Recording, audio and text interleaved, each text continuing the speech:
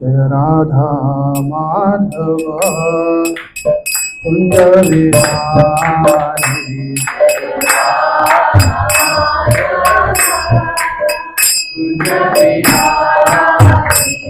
जय राधा माधव कुंज विहारी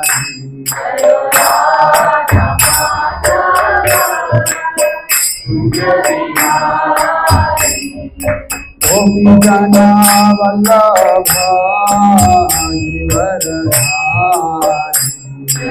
गोपी जना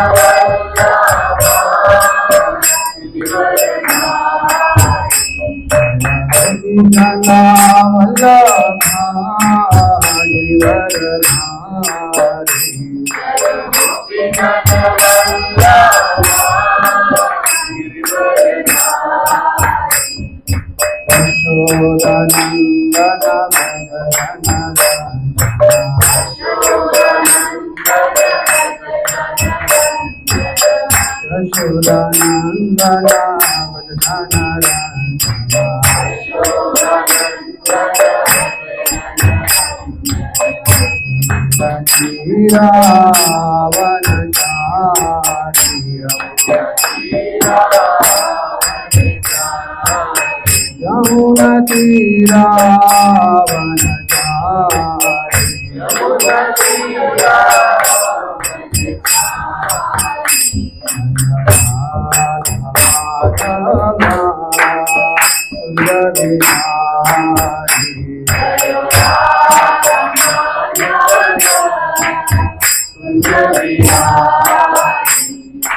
गोपी जना वल्लभा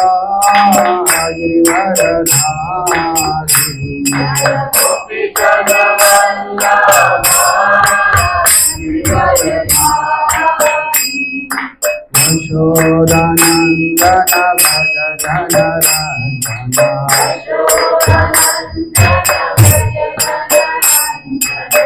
रंजना तीरा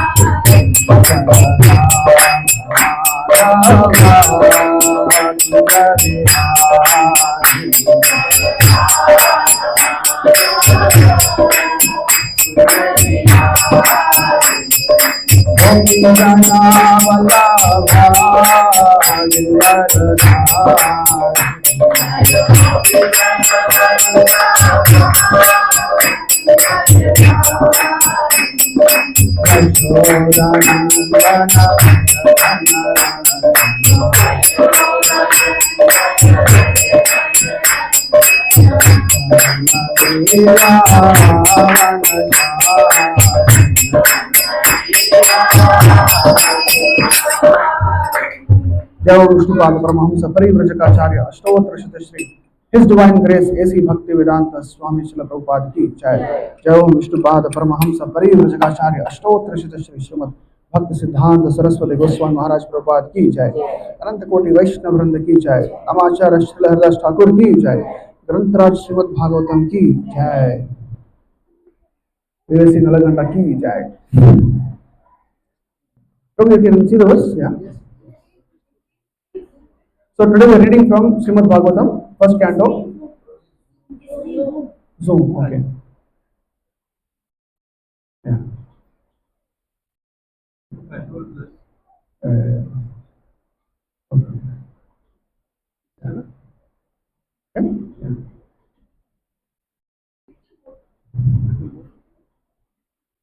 So let's click on plus words. Little more, we do a little more.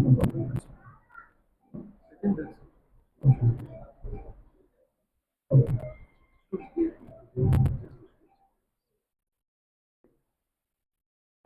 Hare Krishna.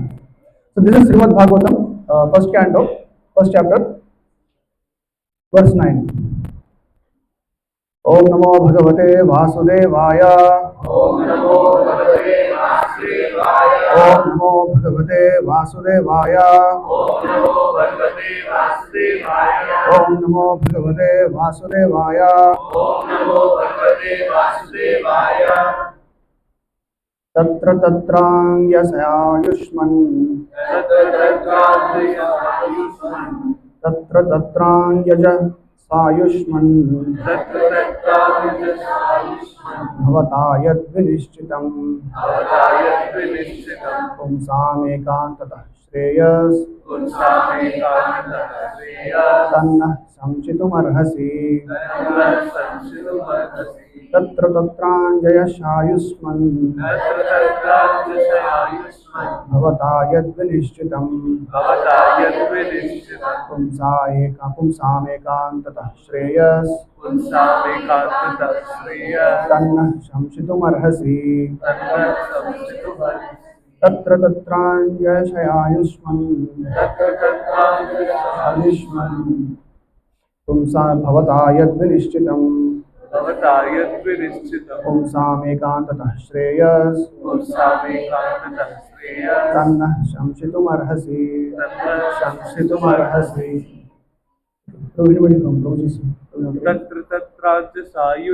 तत्र तत्राञ्जसायुष्मन् भवता यद्विनिश्चितम् पुंसामेकान्ततः श्रेयस् तन्नः संसितुमर्हसि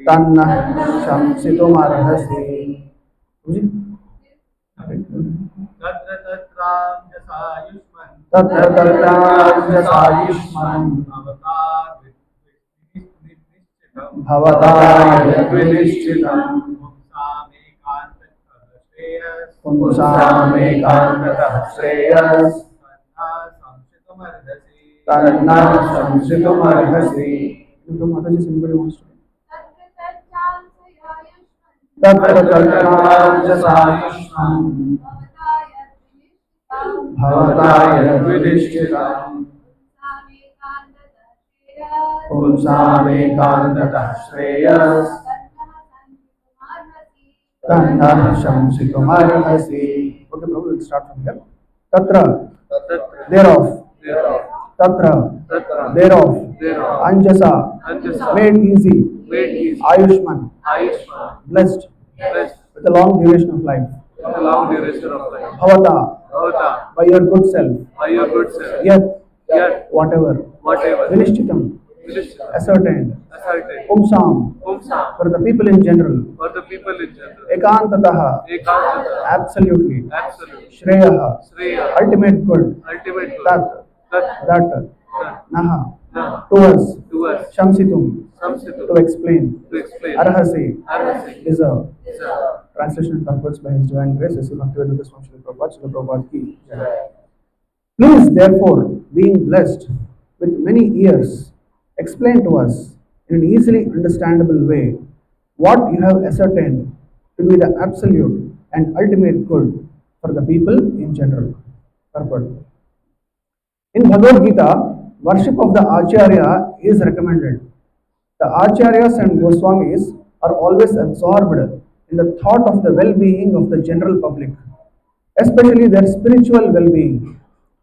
Spiritual well-being is automatically followed by material well-being. The Acharyas therefore give directions in spiritual well-being for people in general. Foreseeing the incompetencies of the people in this age of Kali, or the iron age of quarrel, the sages requested that Sutta Goswami give a summary of all revealed scriptures, because the people of this age are condemned in every respect. The sages therefore inquired of the absolute good, which is the ultimate good for the people. The condemned state of affairs of the people of this age is described as follows. Okay. ओम ज्ञानतिमिरान्धस्य ज्ञानाञ्जनशलाकया चक्षुरुन्मीलितं येन तस्मै श्रीगुरवे नमः. श्रीचैतन्यमनोभीष्टं स्थापितं येन भूतले स्वयं रूपः कदा मह्यं ददाति स्वपदान्तिकं. वन्देऽहं श्रीगुरोः श्रीयुतः पदकमलं श्रीगुरून् वैष्णवांश्च श्रीरूपं साग्रजातं सहगणरघुनाथान्वितं तं सजीवं साद्वैतं सावधूतं परिजनसहितं कृष्णचैतन्यदेवं श्रीराधा कृष्णपादान् सहगणललितः श्रीविशाखान्वितांश्च. हे कृष्ण करुणा सिन्धो दीनबन्धो जगत्पते गोपेशा गोपिकान्त राधाकान्त नमोऽस्तुते.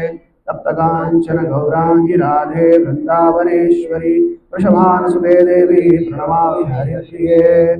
वाञ्छाकल्पतरुभ्यश्च कृपासिन्धुभ्य एव च पतितानां पावनेभ्यो वैष्णवेभ्यो नमो नमः। जय श्री कृष्ण चैतन्य प्रभु नित्यानंद श्री अद्वैत गदाधर श्रीवासादि गौर भक्तवृंद। हरे कृष्णा कृष्णा कृष्णा हरे हरे, हरे राम राम राम हरे हरे। ओम विष्णुपादाय कृष्णपृष्ठाय भूतले श्रीमते भक्ति विकास स्वामिनिति नामने। नमो विष्णुपादाय कृष्णपृष्ठाय भूतले श्रीमते भक्ति वेदांत स्वामिनिति नामने। नमस्ते सारस्वती देवे गौरवाणी प्रचारणे निर्विशेष शून्यवादी पाश्चात्य देशतारणे। जय Shri Hare Krishna. So I'm happy to be here today in the center. Prabhuji has kindly invited us. So happy to see a new center developing in the heart of the city here. So many dedicated devotees are coming regularly. It's very happy actually. So today we have assembled to for a Bhagavatam session, at least now. How many of you are already chanting 16 rounds? Most of you are senior devotees. It's very nice. And who are just coming, just started coming? Anybody just started coming?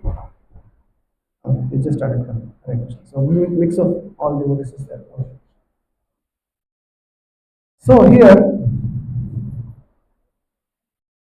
Bhagavatam is the essence of Vedic literature.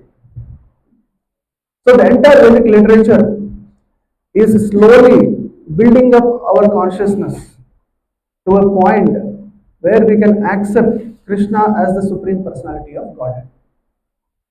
Here, what is it? Here, in an assembly of sages, who are the sages actually here? Shaunaka and all his group of rishis, thousands of rishis actually. So they are all assembled in Naimisharanya to ascertain what is good and beneficial for the entire society. So previously, one section of the society, Brahmanas and Vaishnavas especially, they were dedicated for doing some welfare work for the society. They were not interested in accumulating wealth for their personal benefit. They were not interested in any sense gratificatory pursuits.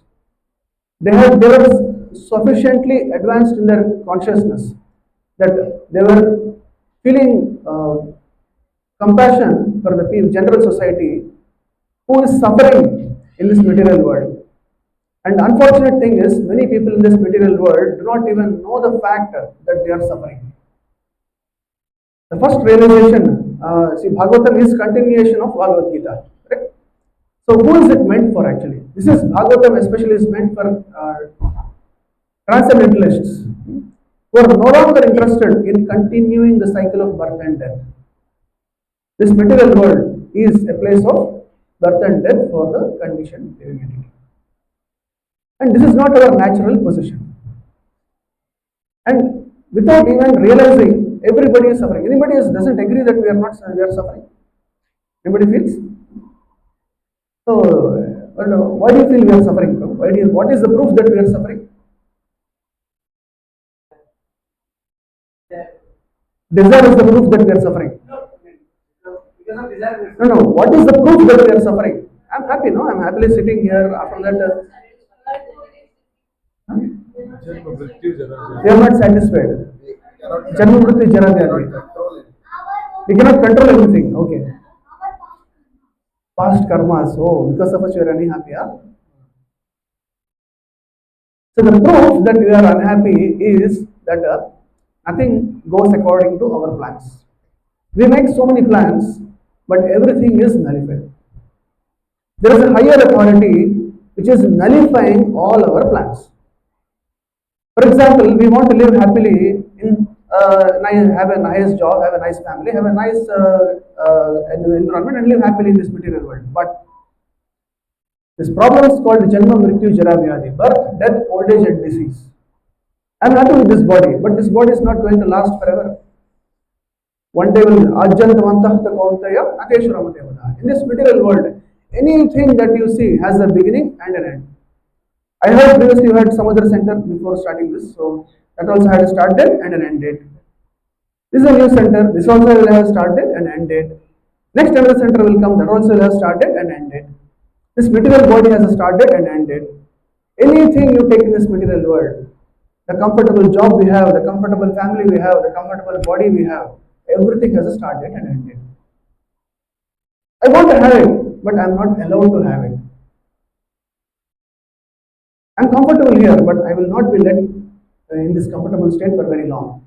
So a higher authority is working who is subjecting us to the conditions of birth, death, old age and disease. Okay sir, birth it is over. Old age we will see later.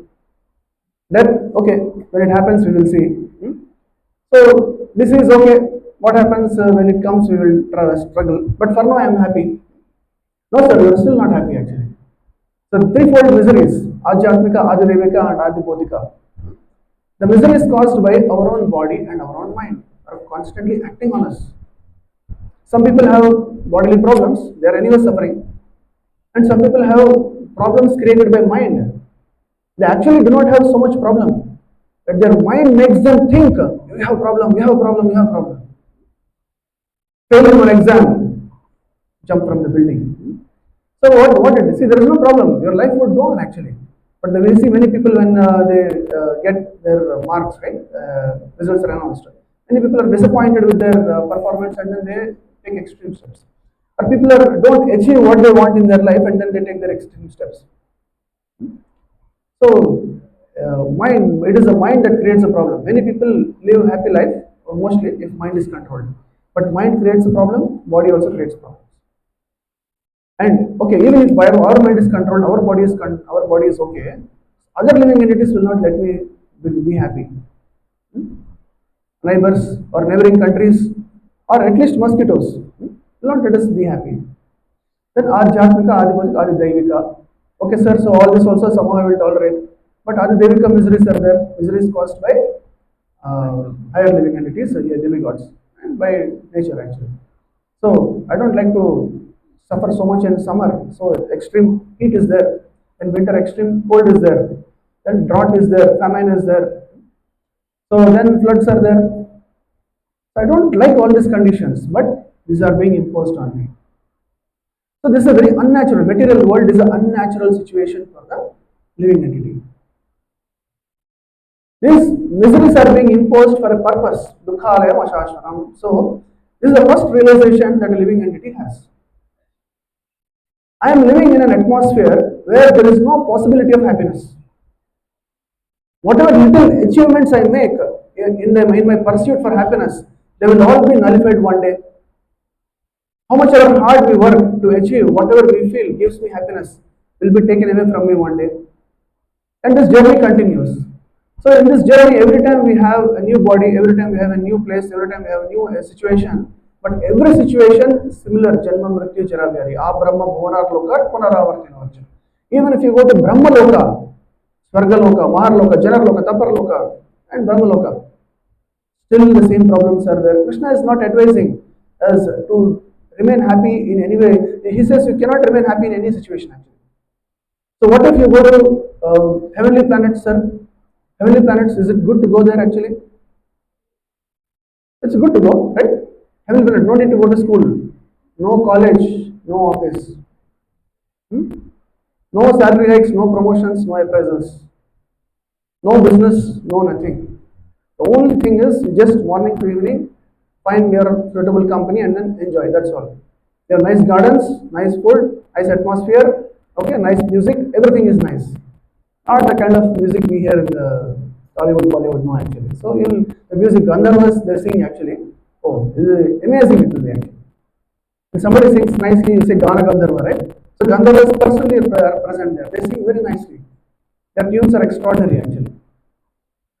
So it is amazing. So extraordinary enjoyment is available. But there has been one person in this whole universe. Recently we celebrated his disappearance also. So who was the most important Asura, most successful Asura in the entire world. He is also on the altar sometimes. So Hiranyakashipu. Such an important demon is also on the altar actually.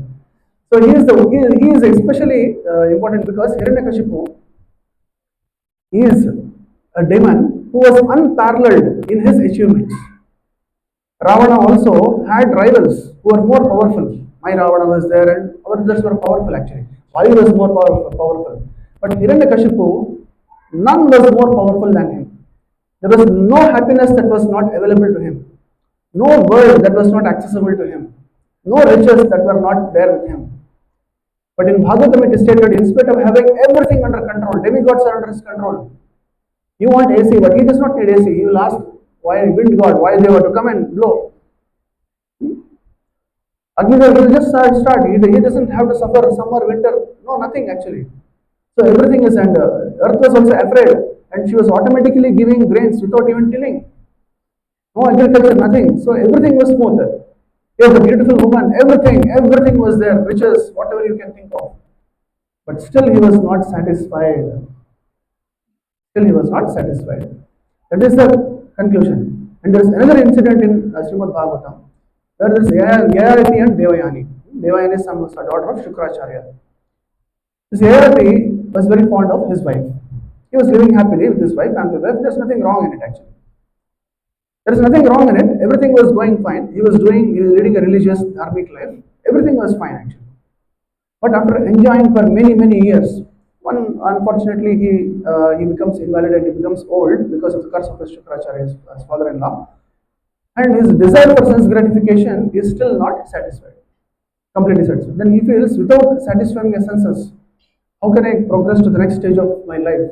So I will have to complete my pursuit of enjoyment in this grahastha life. Then only I can go to the next stage. Then what happens? He requests the youth. He wants to exchange his youth of his sons to continue his enjoyment. He is being cursed to become old suddenly, so he is not ready to accept old age yet. So his son Kuru agrees to exchange his youth for his old age. See, a father is shamelessly exchanging the youth of his son and giving him old age so that he can continue his enjoyment. And that will continue for some more time. But after many years of enjoyment, he will also realize that what am I doing this? However much I am trying hard to satisfy myself in this condition, I am not satisfied. So this is the problem actually. So material life, it is not that Krishna could not have created a world where everything is happy. Krishna could not have created or what actually? Krishna could have created. Is it not possible for Krishna to create a world where there is permanent material body and permanent material happiness? What is not possible for Krishna? Why do we have to work hard? Why do we have to have these conditions that will make us feel miserable actually? It is Krishna's mercy ultimately. This is continuation from Bhagavad Gita. Until we have this concept thoroughly established in our heart, it is very difficult to make subsequent progress. So we are all, in spite of our best efforts, we can never remain happy in any material situation. Even if you go to Swargaloka, after some time you will feel tired. You will not feel like it. You will not like it so much. Even if you are given all the heavenly pleasures, even if you are given everything in the world, Hiranyakashipu was not satisfied. How will you become satisfied? So there is something that is not compatible actually. So matter cannot, spirit cannot enjoy matter. We are not the body, we are the spirit source. Correct? So how much ever hard we try, we can never enjoy matter. That's the problem. So now, if I cannot enjoy, my goal is to enjoy, right? Why are we practicing spiritual life? Is anybody practicing spiritual life to be miserable?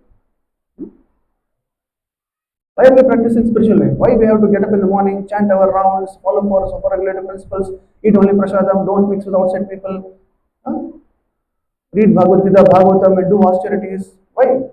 Don't go to movies, don't listen to all karmi music and all actually. Why we have to do all this? So much struggle, bro. Why?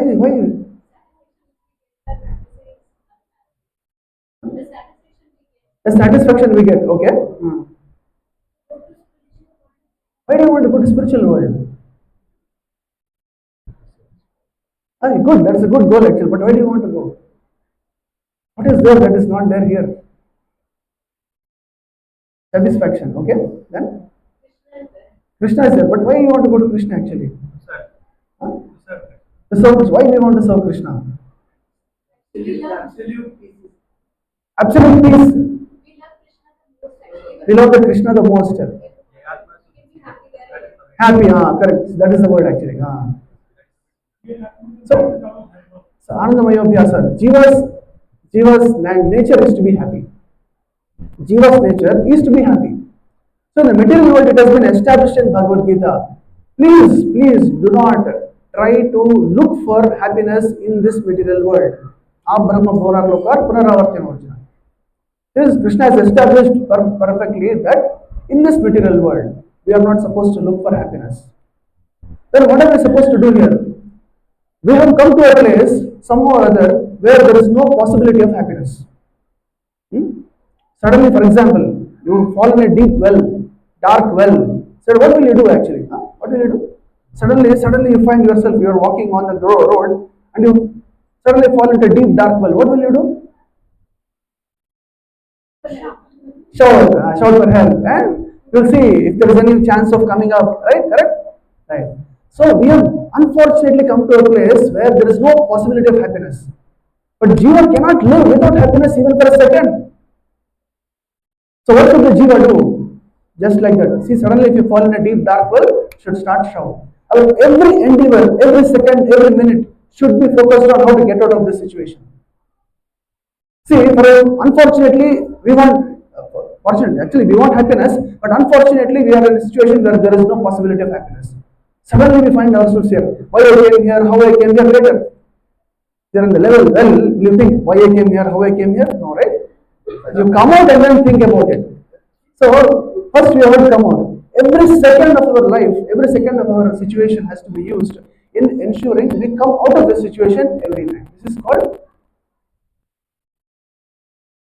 Nivritti Marga. Nivritti Marga means every step of our life, every second of our life, every action, every decision I make in my life is focused on, is it further entangling me in this material world or furthering my existence in this material world? Or is it causing me to get out of the situation? Mokshaya. So Krishna uses this word, right? So you have to fight like a Kshatriya because it is Moksha Karaka. That means if you do your duty as a Kshatriya, then it liberates you from this material world. The decisions are all based on this.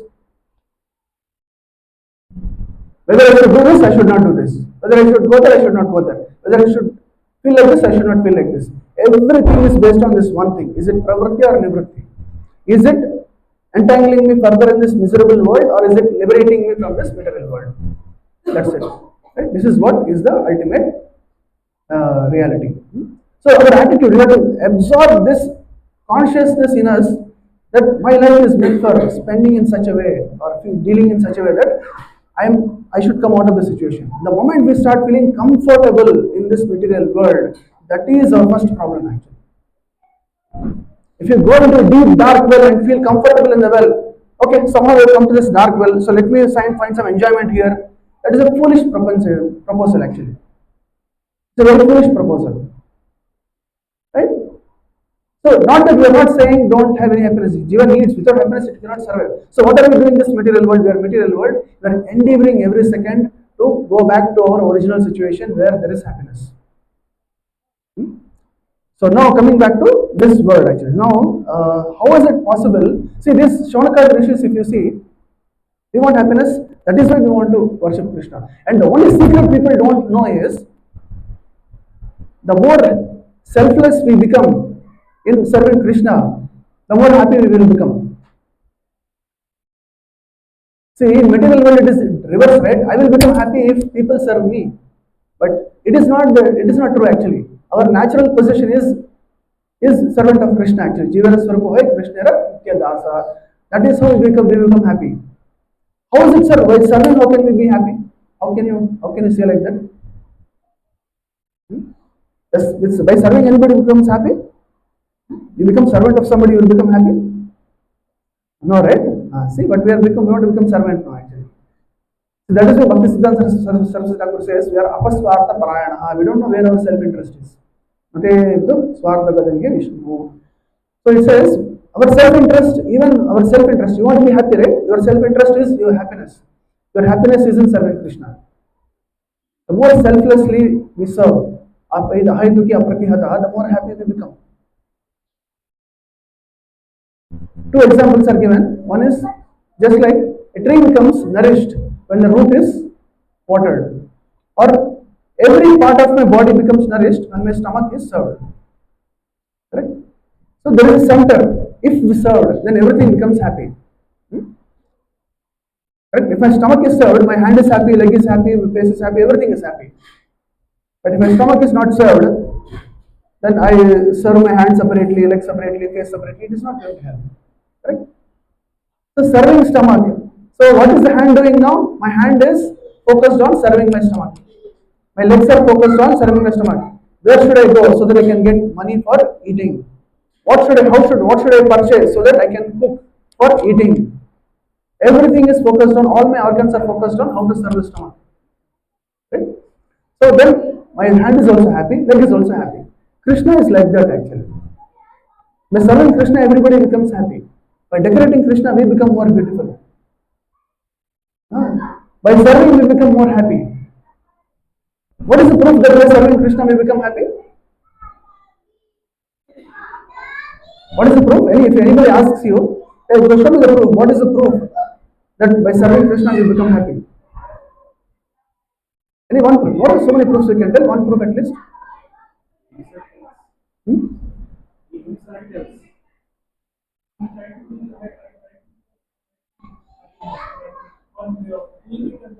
Okay, you feel happiness. Okay. Okay, but proof. We want proof. You are saying I will be happy, but that is your subjective opinion, right? Slowly our desires to get more material things get reduced Automatically. What we are feeling. That is true. These are side effects of serving Krishna actually. But what is the proof that by serving Krishna we achieve topmost happiness? Who have you seen? Whose example have you seen that somebody is serving Krishna and then becoming extremely blissful? Whose example do you know? Srila Prabhupada. Okay. And? Prahlad Maharaj, all the Vaishnavas. So in our Gaudiya Vaishnava Sampradaya, the first example we quote is Chaitanya Mahaprabhu himself.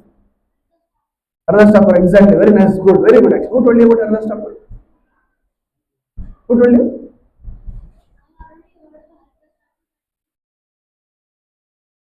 Very nice, very nice. Very nice, very good actually. Hare Krishna, very good. At this age you are learning about Haridas Thakur, it's very good actually. Kubja, yes, serving. By serving Krishna, she became happy. Kubja is in Mathura. In Mathura, right, actually Krishna is walking in Mathura streets. This is a very good example actually. Krishna and Balaram are walking in Mathura, jollily. Whoever they meet, okay, give me this, give me that. They meet a clothes merchant, give me clothes. The washerman, give me clothes. Somebody is selling flowers, okay, give me flowers. Somebody is selling scent, give me scent. Oh, they just take everything. So Krishna's position is to be served. And he is not getting served just because he is egoistic actually. He is his position to be served. He is Bhokta, he is an enjoyer. And we are enjoyed actually. That is how the system goes actually. So anyway, the point is Chaitanya Mahaprabhu, if you see, now we will come to the crux of the whole session is Mahaprabhu. We are Gaudiya Vaishnavas. So we already understood that we are not supposed to be in this material world. We came to a place where we are not supposed to be. And however, how much ever we struggle or endeavor, our hopes for satisfaction and happiness will be destroyed one day. So then what should be our endeavor? Should I sit quiet then actually should I just sit quiet and do nothing? No. But we have to struggle, na? So all our struggle has one goal, to come out of this material world. And who is helping us in this process? Ultimately Krishna is helping in the form of Guru actually, spiritual master. So if you see Shaunaka rishis, they are assembled, they are much more advanced than any of us. They have dedicated their life for spiritual progress. But still, they are not aware yet of Krishna being the Supreme Personality of Godhead. They are aware, but not as much as Krishna would like you to be aware actually. So we see that Saptarishis are there. We worship them. Vasishtha Rishi, so many rishis are there. And many rishis they assembled one day, and they were regularly practicing austerities and yajna. But they were still not sure. We are worshipping all the demigods. We are worshipping Brahma, Vishnu, Maheshwara. But who is it that is ultimate? Who is it that is ultimately worshipable? Who is the most worshipable? They got a doubt, and they selected Bhrigu Muni to do a test and find out who is the most worshipable. They understood Brahma, Vishnu, Maheshwara are supreme, but among them, whom actually? That means these rishis are still not sure of who is the most worshipable. They send Bhrigumuni, and Bhrigumuni goes to Brahmaloka first, then Kailasa next, then to Vishnu Loka, and then he understands that Vishnu is supreme. That episode we will not repeat now, so we will some other time. So the point here is the great rishis, munis, who have dedicated their life for reading Shastra, reading Vedas, doing yajna, doing austerities, they are not able to understand Krishna as Supreme Personality of Godhead. How is it that sitting in Nalaganda, working in an IT company, you are able to understand actually? How is it? But the mercy of Prabhupada, yes. But where is the mercy coming from? Samsara Davanala. See, Prabhupada is the cloud, but who is the ocean? Krishna, Mahaprabhu, especially in this Yuga. Now we understood that in this Yuga, the mercy is coming through Chaitanya Mahaprabhu. We have to approach Krishna through Chaitanya Mahaprabhu. So we understood that actually we are not in a good situation, we have to come out, and for my own benefit, for my eternal happiness, I have to go back to spiritual world, I have to go back to, from conditioned life, I have to go to liberated life. Correct? In this process, there have been many situations in the past, many processes and many procedures in the past that were there prescribed for advancing in spiritual path to come to the topmost level. But how many people do you think come to the point of understanding Krishna as a Supreme Personality of Godhead? Hardly any actually. When Brahma is sitting in Satyaloka, Brahmadev is sitting in Satyaloka, it is said in Srimad Bhagavatam, he is doing his work. And suddenly the Gopakumara will see that there is a lot of music and kartal is going on and appreciation is going on. And this what happened actually? No, somebody from Bharatavarsha got liberation. Once in a while, one person goes and gets liberation. Liberation means not even Vaikuntha, not even Goloka, forget it, not even Vaikuntha, just impersonal Brahma Jyoti, Sahajya Mukti somebody got from Bharatavarsha.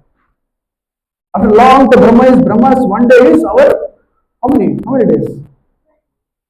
I don't know calculation, but you need a good calculator for that.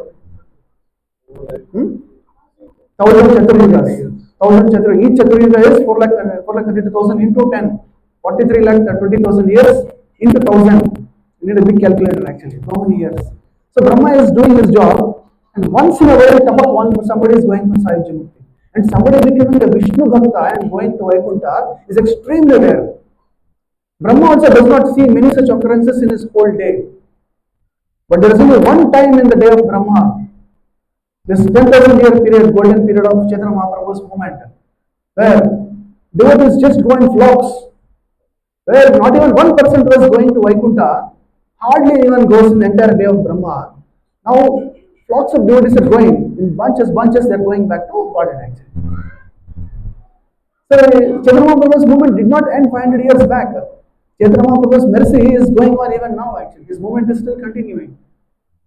Because of Mahaprabhu's mercy and Gauramitha's mercy, Panchatattva's mercy, we are seeing that whoever is following the process given by Chaitanya Mahaprabhu. What is the process given by Chaitanya Mahaprabhu? Hare Krishna, Krishna Krishna, Hare Rama, Rama Rama. Whoever is willing to chant this Maha Mantra, they are coming to that level of consciousness which was not even possible with a dedicated spiritual practice full time. People who are not, who are dedicated, who are going away to the forest. People who are interested in spiritual life, this is not the process. They cut off from the society, they go to a forest, accept a guru and read scriptures and associate with advanced transcendentalists. Hardly anyone becomes a devotee. Even great sages, hardly you will not find it. You will see that the rishis are great.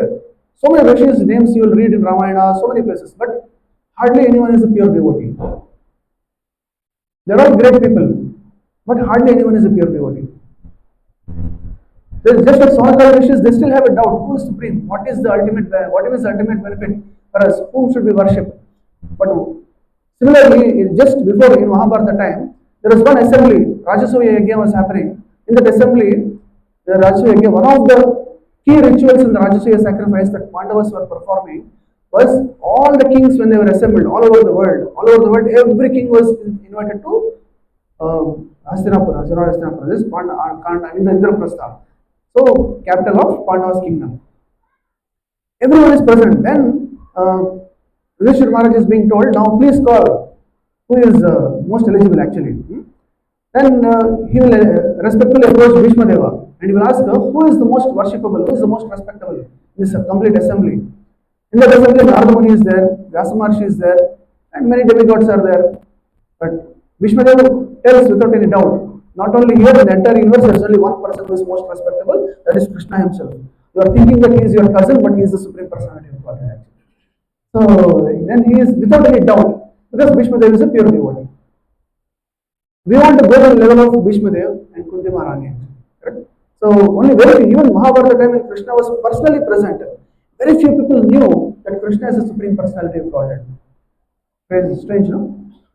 Now, at least 1, 2, 3, 4, 5, 6, 7, 8, 9, 10, 11, 12, 13, 14, 15, 16, 17, 18, 19, 20, 21, 22, 23, 24, 25, 26. So 26 people know Krishna is supreme personality of Godhead, at least in this area. But in the entire Mahabharata time, hardly few people, single digit numbers of people knew that Krishna is supreme personality. Even when Krishna is personally present. Because why? You see, Krishna has created this material world for you to enjoy. You cannot enjoy if you constantly remember Krishna. Correct? So Krishna made it very easy to forget him and very difficult to remember him. This whole material world is created like that actually. It is very easy to forget Krishna. Just you flip off your Krishna consciousness, that's it. A whole new world of enjoyment starts actually. That's a vast world of enjoyment actually. So, but if you want to become a devotee, you have to fight with your family, with your friends, with your everything, with your relatives, everyone actually. You have to literally go against the stream actually. Yeah. So material world has been created like that actually because you wanted enjoyment and you wanted to forget Krishna. So how can you enjoy if you want to forget and if you constantly remember? How can you enjoy? So it is made like that. But only Chaitanya Mahaprabhu, when he comes here, he is the only one who is making it extremely easy for us to come back to our original state.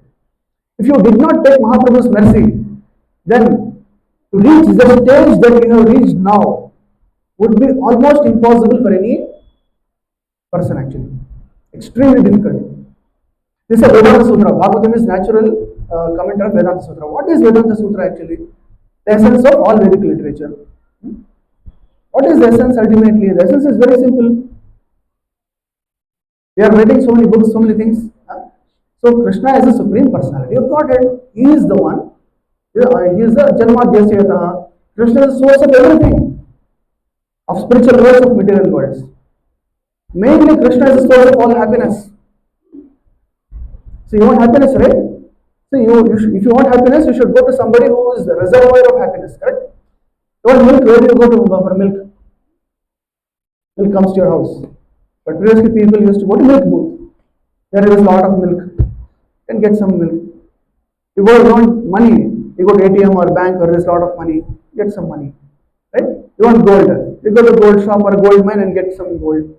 You want silver. You want iron. You have to go where iron ore is there, right? You want coal. Where do you go actually? You want to go where there is a coal mine. Like that, Krishna is the reservoir of happiness. If you want happiness, the only place to go is Krishna actually. And even the so-called happiness we are enjoying in the material world, the source is Krishna only. But for Krishna, there can be no enjoyment. Even illusory enjoyment also cannot be there. In the material world, for example, if you taste something nice, on a hot day, we drink some nice coconut juice or sugarcane juice. The taste of that is Krishna. And the people who are drinking cool drinks, that taste is Krishna. People who are watching music or listening to music or hearing, watching, right? That source is also Krishna only actually. Who gave them the power for the people to act? Who gave them the power to produce movies? Who gave them the power to create a movie and then show it, broadcast it in a movie theater actually? The electricity, where is it coming from? Who is producing electricity? Krishna is producing. How? Because the raw materials needed for producing electricity has all been given by Krishna. Coal is given by Krishna, water is given by Krishna, nuclear energy is given by Krishna, wind energy is given by Krishna, solar energy is given by Krishna. So what is it that you can, how can you create electricity without Krishna actually? And once you create electricity, generate electricity, how can you transmit it? That intelligence is also given by Krishna. And how can you transform it into something that you can enjoy? That information is also given by Krishna actually. So if Krishna had not given the intelligence, Krishna has not given us his body, Krishna has not given us our relatives, Krishna has not given us the society and family, Krishna has not given us sun, moon, wind, water, what can we enjoy actually? So behind every happiness that is, suddenly we see some nice waterfall, oh very nice, Krishna has given that. We see some nice park, garden, nice flower, Krishna has given that. Nice scent, Krishna has given that. So what is it that is there that we can enjoy without Krishna's hand in it? So Krishna is the reservoir of all happiness, and Mahaprabhu has made it most easy to approach Krishna. And there is no easy way than what Mahaprabhu has given. So that is why we are all Gaudiya Vaishnavas, especially Rupanugas.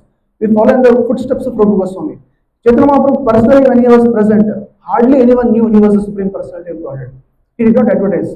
He warned everyone not to advertise. Only after his departure, he has empowered Rupa Goswami and Sanatana Goswami, or the 6 Goswamis, to broadcast on his behalf whatever he wanted to say. So now the 10,000 year golden period has begun. Anybody who takes to the practice of Krishna consciousness under the guidance of Mahaprabhu or his representative, then definitely success is assured in a very short time. You want, right? We don't want to remain in the dark well for a very long time. Actually, many people spend a very long time here. We also have spent a long time. But now a very easy process has been given. Mahaprabhu tells there are 5 processes which are very powerful devotional practices which will elevate us very quickly. First one is, everybody knows, what is it? Chant Hare Krishna, Krishna Krishna, Hare Hare, Hare Rama, Rama Rama, Hare. Don't think this mantra is an ordinary mantra just because it is so easy. Indians especially, foreigners actually, the Westerners, they believe once you give something. But Indians especially, because they have access to other Vedic literature from their childhood, they have a habit of thinking if something is easily available, then it is not having very much potency actually. Some deep mantra, some inside, some deep shastra, only that is powerful actually.